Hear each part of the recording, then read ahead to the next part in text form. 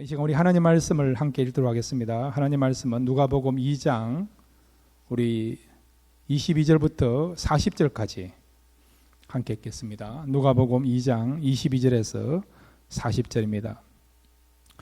모세의 법대로 정결 예식의 날이 참에 아기를 데리고 예루살렘에 올라가니 이는 주의 율법에 쓴 바 첫 해에 처음 난 남자마다 주의 거룩한 자라 하리라 한 대로 아기를 죽게 드리고 또 주의 율법에 말씀하신 대로 쌈비둘기 한 쌍이나 혹은 어린 집부들기 둘로 제사하려 함이더라. 예루살렘에 시몬이라는 사람이 있으니 이 사람은 어렵고 경건하여 이스라엘의 위로를 기다리는 자라. 성령이 그 위에 계시더라. 그가 주의 그리스도를 보기 전에는 죽지 아니하리라 하는 성령의 지시를 받았더니 성령의 감동으로 성전에 들어가매 마침 부모가 율법의 관례대로 행하고자 하여 그 아기 예수를 데리고 오는지라. 시몬이 아기를 안고 하나님을 찬송하여 이르되 주제여 이제는 말씀하신 대로 종을 평안히 놓아 주시는도다. 내 눈이 주의 구원을 보았사오니 이는 만민 앞에서 예비하신 것이요 이방을 비추는 빛이요 주의 백성 이스라엘의 영광이니이다 하니 그의 부모가 그에 대한 말들을 놀랍게 여기더라. 시몬이 그들에게 축복하고 그의 어머니 마리아에게 말하여 이르되 보라 이는 이스라엘 중 많은 사람을 패하거나 흥하게 하며 비방을 받는 표적이 되기 위하여 세움을 받았고 또 칼이 내 마음을 찌르더 하리니 이는 여러 사람의 마음의 생각을 드러내려 함이니라 하더라. 또 아셀 집파 바누엘 딸 안나라 하는 선지자가 있어 나이가 매우 많았더라. 그가 결혼한 후 7해 동안 남편과 함께 살다가 과부가 되고 84세가 되었으니 이 사람이 성전을 떠나지 아니하고 주야로 금식하며 기도함으로써 섬기더니 마침 이때에 나와서 하나님께 감사하고 예루살렘의 속량을 바라는 모든 사람에게 그에 대하여 말하리라. 주의 율법을 따라 모든 일을 마치고 갈릴리로 돌아가 본 동네 나사렛에 이르니라. 아이가 자라며 강하여지고 지혜가 충만하며 하나님의 은혜가 그의 위에 있더라. 아멘. 이 시간 우리 말씀을 사모하시면서 함께 기도하겠습니다. 오늘 말씀 가운데 성령이 우리에게 감동 주시는, 그래서 하나님을 경험하고 하나님의 음성을 듣고 하나님의 위로를 받는 복된 시간 될 수 있도록 말씀을 생각하시면서 우리 다 같이 주여 한번 부르고 함께 기도하시겠습니다. 주여 하나님 감사합니다. 이 시간 앞에 와서 말씀 듣기를 원합니다. 말씀해 주십시오. 하나님 주시는 그런 감동을 경험하기를 원합니다. 성령의 타치를 경험하기를 원합니다. 우리의 영과 혼과 우리의 육신을 새롭게 하나님의 임재를 경험하는 하나님을 찬양하시고 세상에서 우리가 얻을 수 없는 참 위로와 기쁨과 축복을 받아서 이 시간 일어나게 하여 주옵소서. 그래서 우리 모두 성도 은혜 받고 변화받고 생명을 주시는 복대한 시간 될 수 있도록 이 시간을 축복하여 주옵소서. 성령님 한 사람 한 사람을 찾아와 주시고 만나 주시고 새롭게 하여 주옵소서. 우리에게 크신 은혜 베풀 줄 믿습니다. 우리가 주님을 만나는 복된 시간 될 줄 믿사오니 성령 하나님 역사하시고 은혜 베풀어 주시고 새롭게 하여 주옵소서. 크신 은혜 베풀 줄 믿습니다. 성령의 말씀을 기도합니다. 하나님, 이 시간 우리 모두 성령으로 감동되기를 원합니다. 그래서 새로워지기를 원합니다. 영의 눈을 뜨게 하여 주셔서 육의 눈으로 볼 수 없는 것을 보는 귀한 시간 되게 하여 주옵소서. 그래서 우리가 다시 한번 세상 속에서도 기쁨과 은혜를 누리며 하나님께서 우리에게 주신 그 각자에게 주신 사명을 잘 감당할 수 있는 그런 삶을 살아갈 수 있는 그런 동기부여가 생길 수 있는 오늘 이 시간 될 수 있도록 말씀 가운데 역사에 주옵소서. 사모하며 말씀 듣기를 원합니다. 예수님의 이름으로 기도드렸습니다. 아멘. 할렐루야. 오늘 말씀을 통해서 성령으로 감동되시는 성령의 타치를 경험하는 귀한 시간 되시기를 바랍니다. 오늘 본문에 나와 있는 두 주인공은요, 시몬과 안나라는 사람이에요. 이 사람이 성전에서 예수님을 알아보고 예수님을 만나서 예수님을 찬양하고 경배하고 주변 사람들에게도 우리가 그렇게 기다리던 하나님이 우리에게 보내려고 계획하셨던 그 구원자를 우리가 만났다. 우리가 그분을 보았다. 예수 그리스도가 구원자 되심을 사람들에게 알리고 그 다음에 소개하는 그걸 아름다운 사명을 감당하는 사람이 오늘 본문에 나와 있는 시몬과 안나입니다. 그래서 이들의 삶을 통해서, 모습을 통해서 우리가 함께 교훈을 나누기를 원하고 은혜를 받기를 원합니다. 첫 번째로 한번 따라해 주시기 바랍니다. 부르심의 자리에서 최선을 다하자. 안나를 통해서, 시몬을 통해서 우리가 붙잡을 수 있는 교훈은 부르심의 자리에서 우리가 최선을 다해야 된다는 거예요. 시몬은 사람 어떤 사람이냐니까 경건한 사람이에요. 그리고 이 사람은 성령으로 감동된 사람입니다.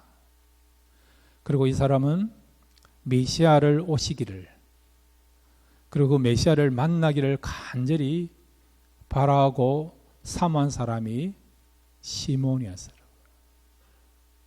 그런데 성령이 그에게 말씀하셔서 지금 온 인류를 구원할 메시아가 성전으로 들어오신다는 거예요. 성전으로. 근데 그분이 지금 아기의 모습으로 성전으로 들어오신다는 거예요. 그러니까 성전에 들어가서 그 아기로 오신 그 예수님을 만나고 경배하고 찬양하라. 그런 음성을 들었어요. 그래서 성전에 들어가서 예수님을 보고 그분이 메시아인 것을 보고 찬양하고 주변 사람들에게 우리가 그렇게 기다리던 메시아를 오늘 이 자리에서 만났다라고 소개하는 그런 사명을 감당한 사람이 바로 시몬이었어요. 시몬.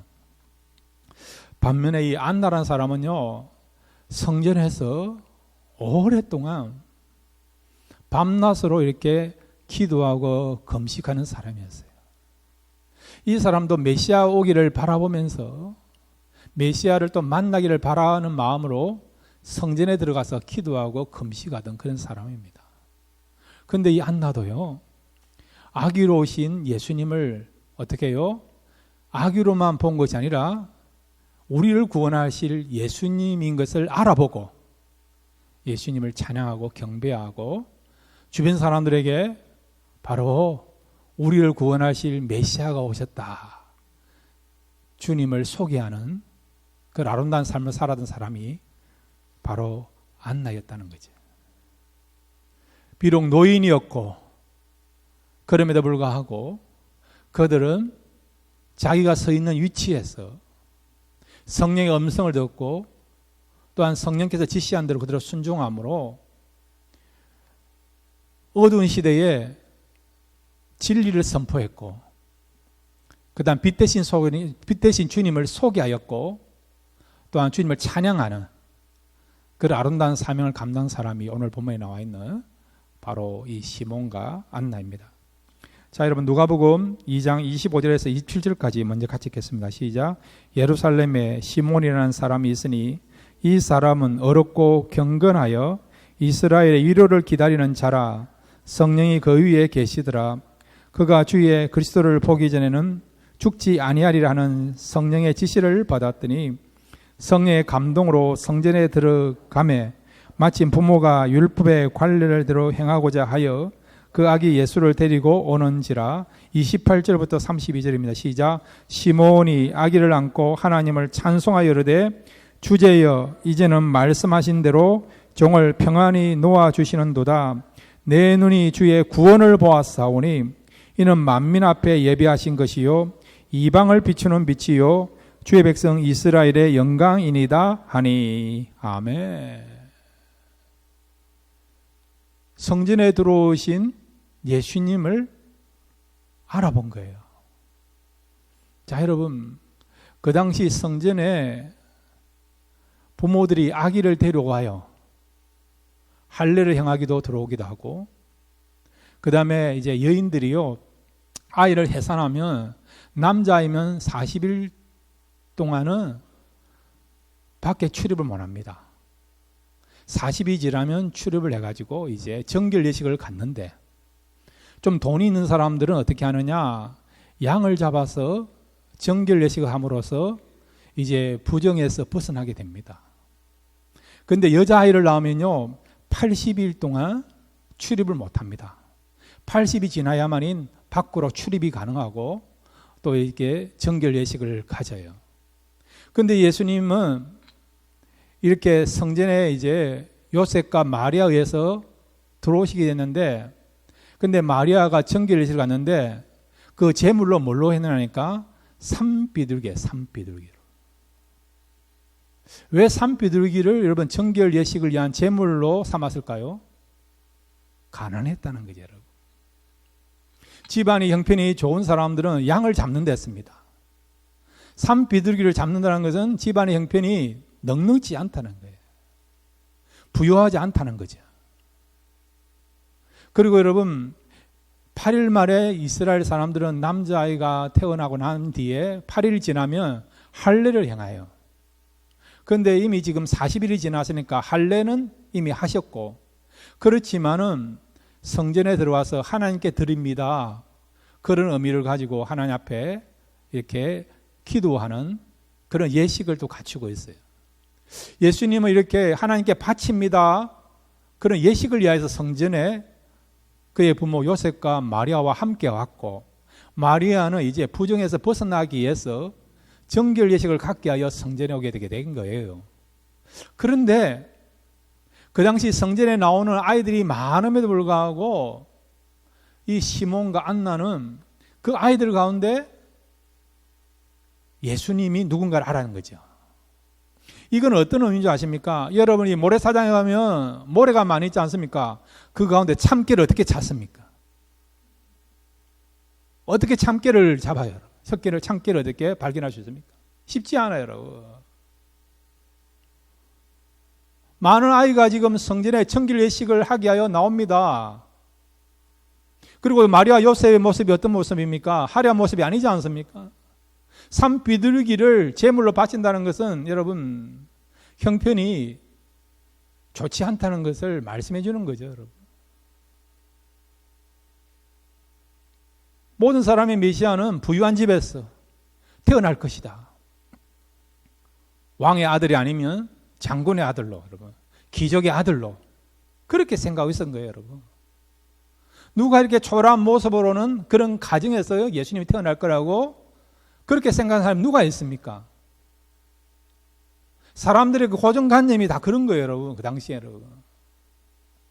메시아는 절대 나사렛에서 태어날 수 없고, 메시아는 가나안 동네에 태어날 수 없고, 메시아는 부유한 집에서 화려한 모습으로 태어나거나 나타날 것이다, 그렇게 생각한 거예요, 여러분. 우리가 고정관념 가지면요, 여러분, 그 고정관념을 벗어나지는 못합니다. 제가 전에도 말씀드리 모르는데 플루다 살 때에 가보세라는 식당이 있는데 저희 교회 성도님이 그곳에 일을 했어요. 근데 그 자매님이 저한테 와가 목사님 오늘 식당에 싸움이 벌어졌다는 거예요. 왜 싸움이 벌어졌느냐? 한국에 그때 어떤 70 넘으신 분이요, 남대문을 불태운 거죠. 남대문 기억나시죠? 그가 싸운 거예요. 왜 싸웠다니까 한 사람은 남대문이라고 어떤 사람은 죽어도 숭례문이라는 거예요. 남대문이 맞느냐 숭례문이 맞느냐, 그가 싸웠다는 거죠. 남대문을 생각하면 끝까지 남대문으로 생각하는 거예요, 여러분. 숭례문을 생각하면 숭례문이라고 또 생각하는 겁니다, 여러분. 이 고정관념 바꾸기 쉽지 않아요, 여러분. 메시아는 결코 가난한 집에 태어날 수 없다. 메시아는 화려한 모습으로 태어나게 될 것이다. 그런 고정관념을 가지면요, 여러분, 바꾸기 쉽지 않습니다. 그래서 나다나엘도 어떻게 나사렛에서 선한 것이 나겠느냐, 고정관념에 빠진 생각을 하고 있는 거죠, 여러분. 그런데도 이런 시몬과 안나는 고정관념을 벗어버린 거죠. 정확하게 알지 않습니까? 그리고 예수 그리스도를 진정한 구원의 주로 하나님을 찬양하지 않습니까? 그리고 여러분 주변 사람들에게 예수님을 소개하지 않습니까? 자, 여러분 누가복음 2장 36절부터 37절 안나가 예수님을 찬양하고 경배하고 난 뒤에 무슨 일을 합니까? 한번 볼까요? 누가복음 2장 36절에서 37절입니다. 시작. 또 아셀 지파 바누엘 딸 안나라는 선지자가 있어 나이가 매우 많았더라. 그가 결혼한 후 7해 동안 남편과 함께 살다가 과부가 되고 84세가 되었더라. 이 사람이 성전을 떠나지 아니하고 주야로 금식하며 기도함으로 섬기더니 마침 이때에 나와서 하나님께 감사하고 예루살렘의 속량을 바라는 모든 사람에게 그에 대하여 말하니라. 아멘. 그가 누구죠? 예수 그리스도죠. 속량이 뭡니까? 구원이라는 거죠. 구원을 바라는 사람들에게 내가 예수님을 만났다. 내가 메시아를 만났다.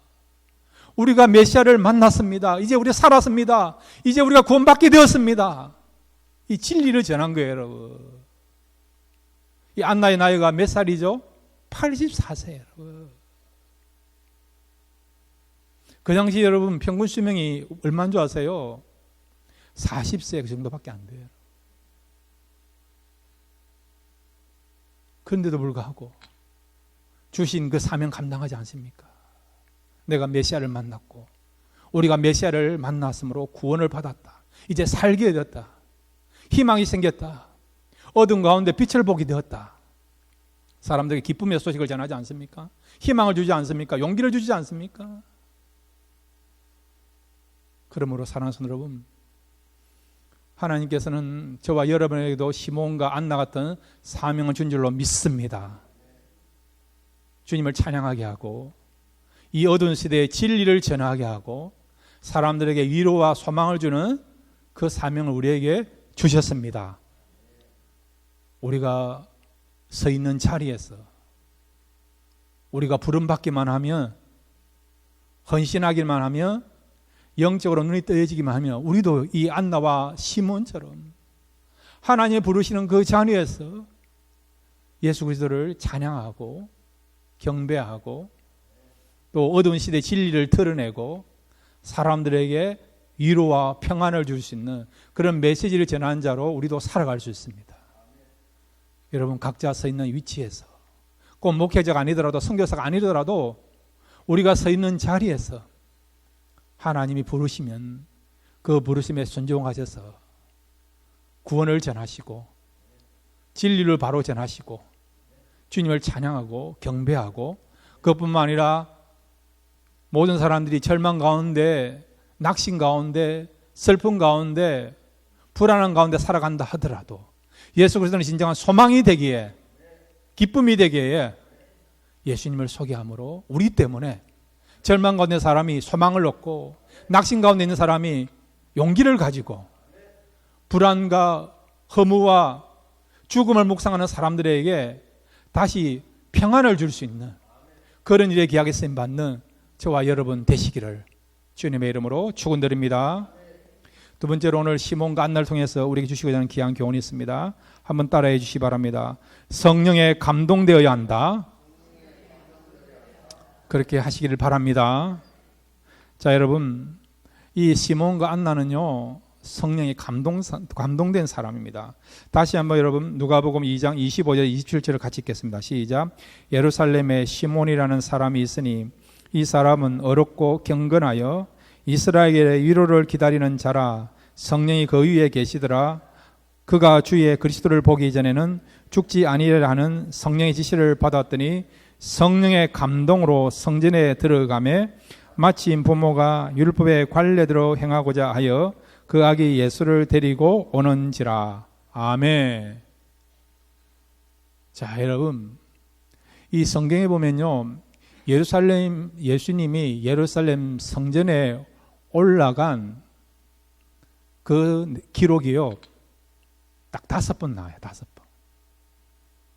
5번 나와요. 예수님이 33세의 생애를 사시는 동안에 예루살렘 성전에 딱 5번 올라갔어요. 근데 여러분, 그 5번을 맞춘다는 게 쉽지 않잖아요. 아기로 오신 그 예수님, 아기의 모습으로 지금 성전에 들어가신 예수님을 알아본다는 건 쉬운 일이 아니지 않습니까? 앞에서 말씀드린 것처럼 이렇게 할례를 행하거나 정결 예식을 위해서 성전에 부모와 함께 오는 아기들이 많이 있죠.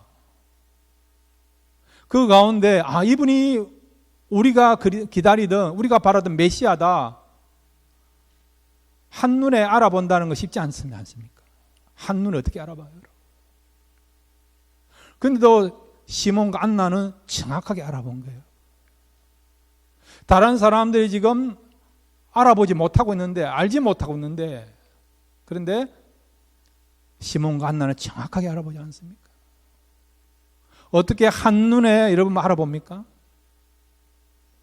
제가 한 번씩 그러죠. 한눈에 반했습니다. 그렇게 이야기하지 않습니까?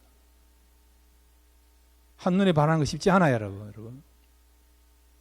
한눈에 여러분 알아보는 거 여러분 쉬운 일 아니에요, 여러분.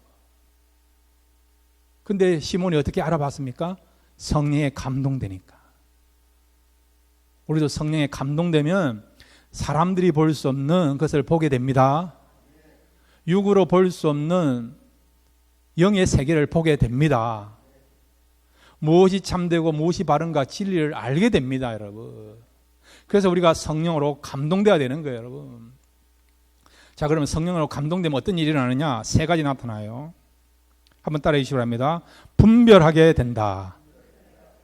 뭐가 참된 진리인지 가짜인지 분별하게 돼요, 여러분.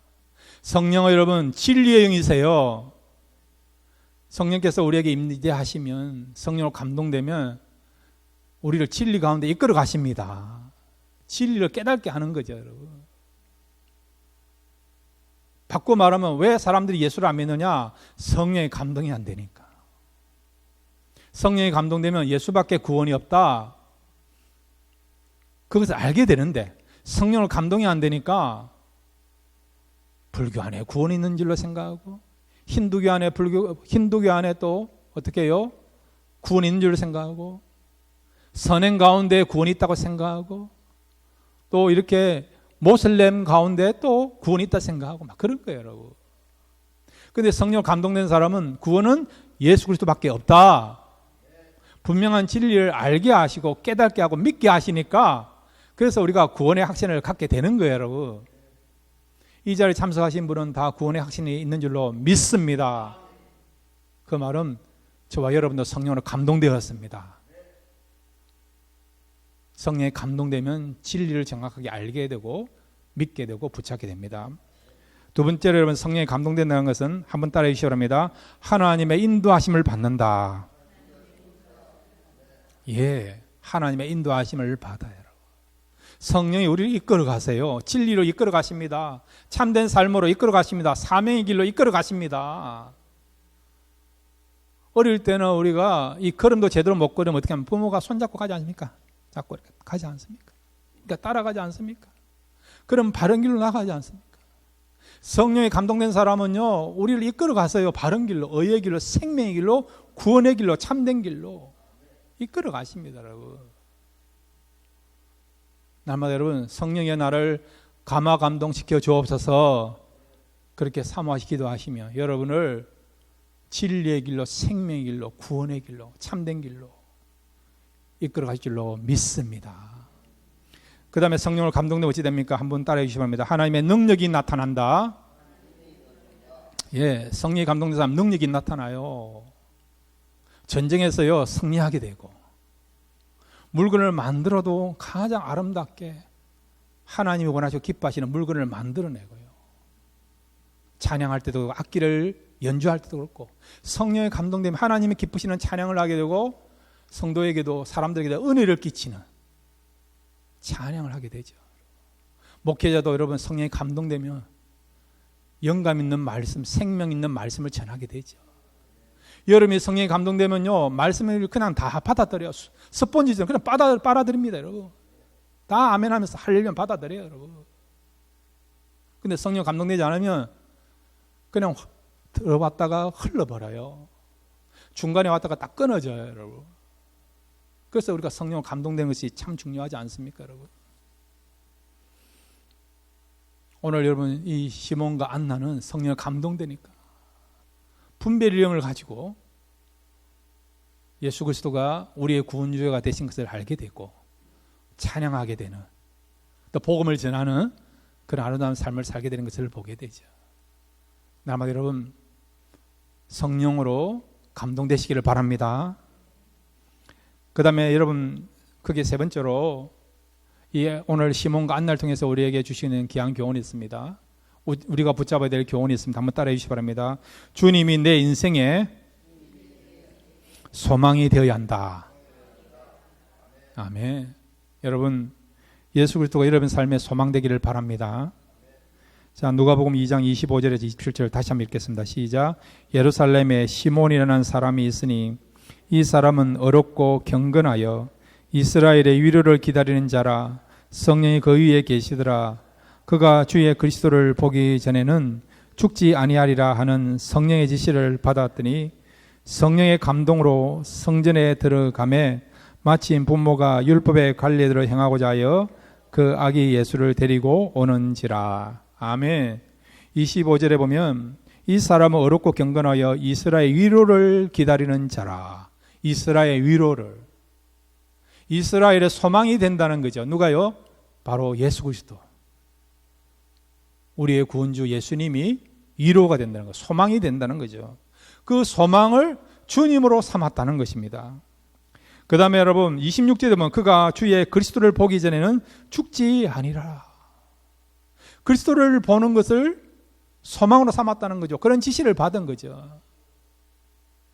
주님을 본다는 것은 주님이 나의 소망이라는 거죠. 나의 소망, 나의 기쁨 되시는 주님. 찬양 있지 않습니까? 여러분 예수님이 이 땅에 오시지 아니했다 그러면 우리에겐 소망이 없습니다. 예수님이 오셔서 33년의 생애를 사시고 죽으시고 부활하시고 성천하시고 재림의 주로 오심으로 말미암아 우리에게 소망이 생겼습니다. 이 사실 믿으시길 바랍니다. 예수님이 오셨기 때문에 죄의 문제가 해결됐잖아요. 죽음의 문제가 해결됐잖아요. 우리 인생의 문제가 해결되지 않았습니까, 여러분? 그러니까 예수님 때문에 우리에게 진정한 소망이 생기게 되게 된 것입니다. 그러므로 여러분 이 안나와 시몬이 주님을 바라보고 사모하고 만나기를 바라는 소망을 가지고 살아간 것처럼 저와 여러분의 진정한 삶의 소망은 예수 그리스도가 되기를 바랍니다. 자, 여러분 시편 39편 7절 이거는 제가 제일 좋아하는 성경 구절이에요. 이 성경 구절이 여러분에게도 큰 위로가 되고 또 여러분에게도 큰 기쁨과 또 기쁜 그런 은혜를 누릴 수 있는 또 힘이 될 수 있는 말씀 되기를 바랍니다. 시편 97편 7절 같이 읽겠습니다. 시작. 주여 이제 내가 무엇을 바라리요 나의 소망은 주께 있나이다. 아멘. 주님이 우리에게 진정한 소망이 되는 거죠, 여러분. 자, 여러분 주님이 소망이 된다 했습니다. 주님 안에 구원과 평안과 안식과 축복과 위로가 있어요, 여러분. 그런데 예수 그리스도를 뭐라고 부른다고요? 주님으로 부른다. 주님. 주님이라는 말이 뭡니까? 나의 주인이라는 거예요. 나의 주인이라는 거예요. 나의 주인이라는 것이죠. 여러분 예수 그리스도가 여러분 삶의 주인이 되시기를 바랍니다. 그러면 주님이 어떤 주인이기 때문에 우리에게 소망이 됩니까? 그것은 여러분 예수님은 만주의 주가 되십니다. 만주의 주가 됐어요. 모든 것의 주인이 됐습니다. 세상에는 모든 것의 주인이 다 있어요, 여러분. 물건 하나에도 주인이 다 있습니다, 여러분. 그렇지 않습니까? 그런데 우리 주님은요 모든 것의 주인이 되십니다. 사람은 어떤 것에 대해서는 주인이 되지만 어떤 것에는 주인이 되지 못하잖아요. 주인이 따로 있지 않습니까, 여러분? 여러분이 지는 물건은 여러분 주인이 될 수 있지만은 옆집에 있는 물건은 여러분 주인이 아니지 않습니까? 저것도 내 것이다 그래 가져가면 어찌 됩니까? 그것 때문에 도둑이 되는 거 아닙니까, 여러분? 세상에는 주인이 있지만 그래도 불구하고 세상의 주인은요, 한계가 있어요. 영역이 제한되어 있습니다. 그런데 우리 주님은 어떤 주인이라고요? 만주의 주. 만주의 주. 모든 주인 가운데 주인이라는 거죠. 최고의 주인이라는 거죠. 또 모든 것을 주유하고 계시는 만유의 주가 되시죠. 모든 것의 주인이 되시니까 그 주인께서 우리에게 모든 것을 줄 수 있는 분이란 겁니다. 그래서 주님께서는 우리에게 구원도 줄 수 있고 생명도 줄 수 있고 기쁨도 줄 수 있고 축복도 허락해 줄 수 있고 건강도 줄 수 있고 만남의 축복도 우리에게 줄 수가 있는 것입니다. 사랑하는 여러분, 이제부터라도 여러분의 삶의 주인을 여러분이 아니라 세상적인 것이 아니라 예수 그리스도로 삼으시기를 바랍니다. 주님을 주님으로 삼고 주님께서 주시는 그 은혜를 사모하시면서 살아가시며 주님이 필요하다고 생각한다면 주님 우리를 불쌍히 여기시면 얼마든지 이전에는 없었는데 지금은 있게 하시고 채우시고 공급하시는, 이전에는 문이 닫혔는데 이제는 길을 열어주시는 그런 은혜를 누리게 될 줄로 믿습니다. 이 시몬과 한나가 그의 삶에 있어서 예수님을, 구원의 주님을 주인으로 삼고 주님을 소망으로 삼음으로 주님을 만난 것 같이 저와 여러분의 남은 생에도 예수 그리스도를 우리의 삶의 진정한 주인으로 소망으로 삼고 살아가시며 여러분이 바라는 대로 원하는 대로 또 하나님 때에 하나님께서 우리에게 채우시고 공고하심을 통해서 그런 은혜를 경험하고 난 뒤에 나의 소망은 주님밖에 없습니다. 주님만 계셔도 나는 만족합니다. 그런 고백하는 저와 여러분 될 줄로 믿습니다. 주님을 소망으로 삼음으로 우리의 소망 되시는 주님께서 우리의 인생을 이끌어 가시고 축복하시고 은혜 베풀으시고 풍성하게 채우시는 그 은혜를 풍성하게 경험하는 이번 한 주간 되시기를 주님의 이름으로 축원드립니다.